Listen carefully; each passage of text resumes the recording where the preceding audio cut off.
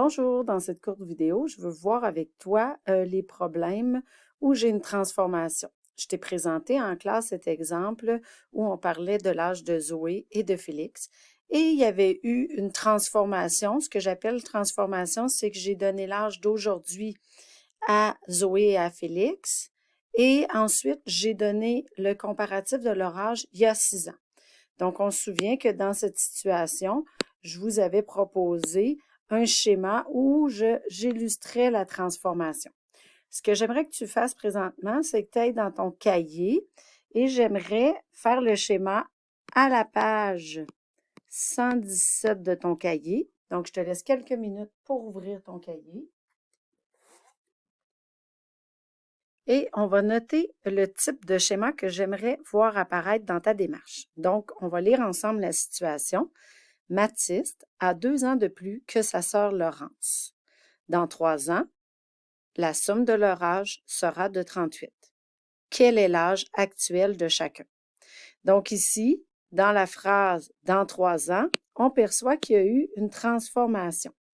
Donc, ce que je te conseille de faire dans ce type de situation-là, c'est d'initier ton schéma comme d'habitude. Donc ici, on met en relation deux quantités.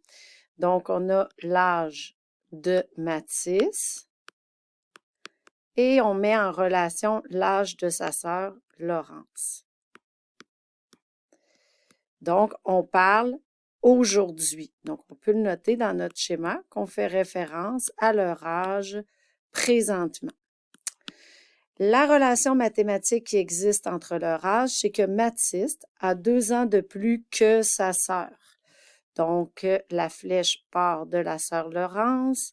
Mathis a 2 ans de plus que Laurence.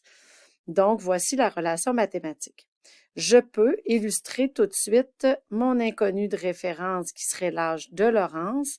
Dans cette situation-ci, Mathis va donc avoir 2 ans de plus. On prendrait le temps de définir, comme on le fait ici, les deux expressions algébriques.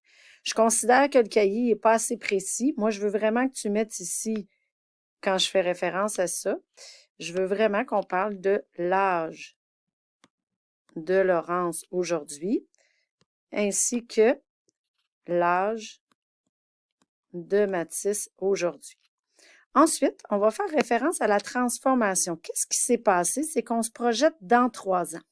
Donc, dans ton schéma, je veux que tu l'illustres, ce changement-là. Donc, dans 3 ans, donc, dans 3 ans, qu'est-ce qui va se produire? Donc, Laurence va vieillir de 3 ans, ce qui va avoir comme impact que son âge dans 3 ans, c'est l'âge d'aujourd'hui qui était X, auquel j'ajoute 3.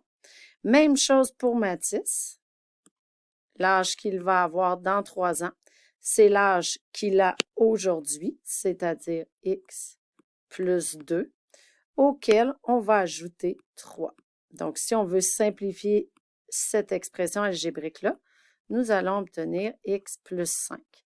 Donc, nous sommes en présence de deux autres expressions algébriques. Donc, X plus 3, l'expression algébrique qui est juste ici, ça va être l'âge de Laurence dans 3 ans. Donc, comme je l'ai écrit ici, donc l'âge de Laurence dans 3 ans, c'est cette expression-là. Tandis que l'âge de Mathis dans 3 ans, bien, ça va être l'expression X plus 5.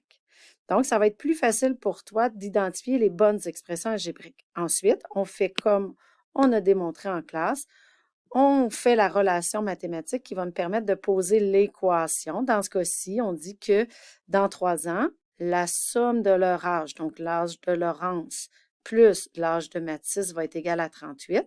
Donc, l'expression algébrique, ça va être l'âge de Laurence dans 3 ans, donc l'âge de Laurence dans 3 ans, plus l'âge de Mathis dans 3 ans, égal à 38. Et ensuite, on fait la résolution.